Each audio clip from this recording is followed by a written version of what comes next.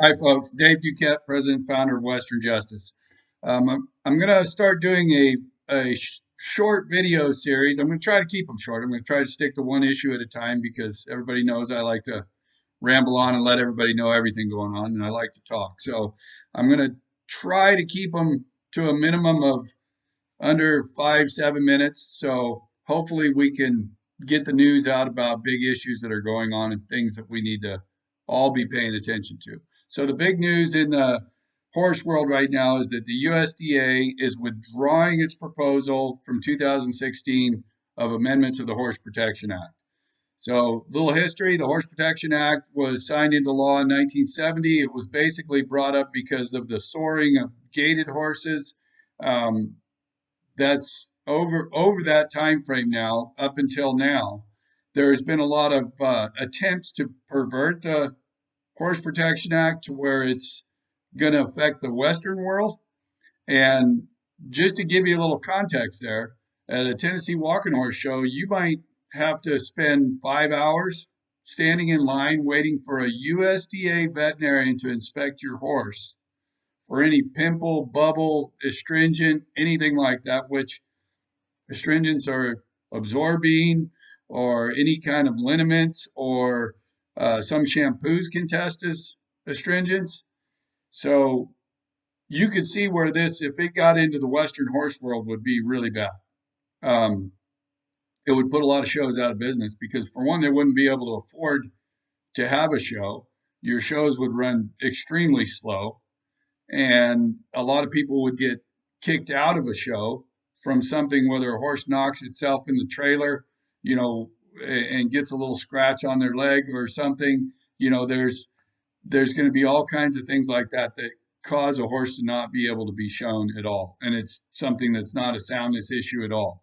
That kind of stuff happens a lot in those gaited horse world, in the gaited horse world. Um, so the basic scenario that's going on with the Horse Protection Act, they withdrew the 2016 proposal because they had to withdraw it to amend it this year.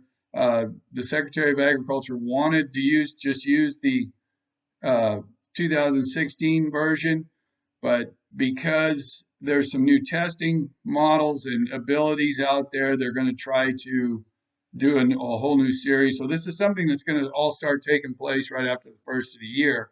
And it's being said that it's a very high priority of USDA to get this handled.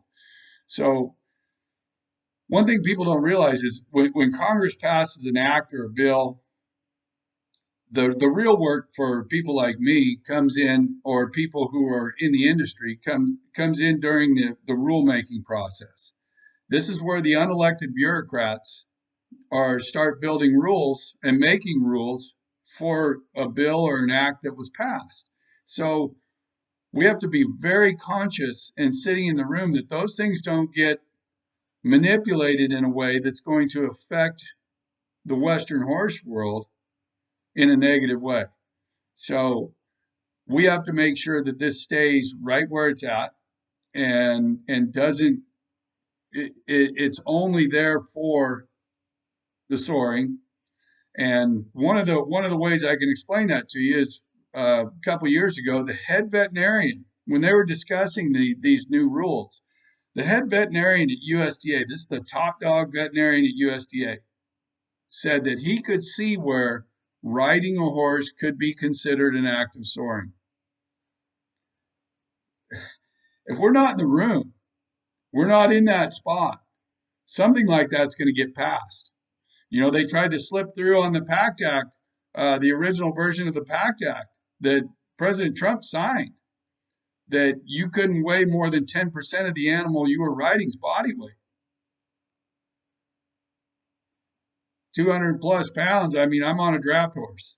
So those are things that people need to understand are out there and going on, and what the validity is of Western justice and why we need to be strong.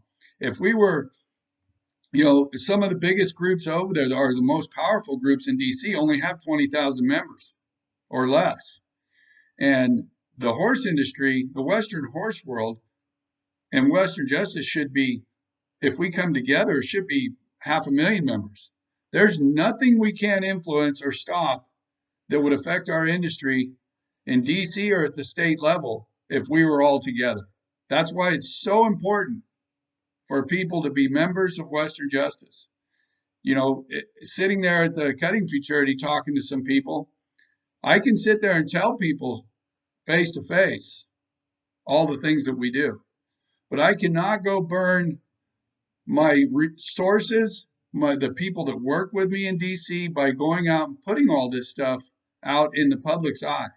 So it has to be there's a delicate process there to make sure that we're able to be involved with the decision makings, but also not ruin our enlighten all our people and not ruin our street cred or our ability to access those people that are doing that. And remember, these acts can be manipulated and changed by unelected bureaucrats. So those are the people we have to hold accountable and be able to work with to do this stuff and make sure that the Western way of life is dealt with in a way that we can maintain it and keep our shows going and keep everything happening. The organizations that are supposed to be doing this aren't doing it. They're actually negotiating with these animal rights groups. And let me tell you real quickly, the 8 major animal rights groups, and this is just on a federal level. This isn't what they spent on state level stuff. This is the federal level. The 8 major organizations spent $5 million during COVID. The last two years in the cycles that just went through the last 20 and 21 cycles, they spent $5 million each year on lobbying. Animal Wellness Action, started and run by the disgraced former leader of the Humane Society of the United States, Wayne Pacelle, has spent in that time frame $30,000 to $40,000 a month on lobbyists. Okay, so we need you. We don't need that kind of money. We don't need to spend that kind of money. And the reason I say that is people ask me all the time, how do we fight back against these groups that get, $1 billion or $500 million a year in finances to ruin our industries? It takes a lot of money to build a lie, takes very little comparatively to tell the truth. And we are very good at telling the truth. We're very good at getting out there and influencing lawmakers. They want to know the truth. So we need you as a member. If you own a horse, you should be able to afford $50 a year to be a member.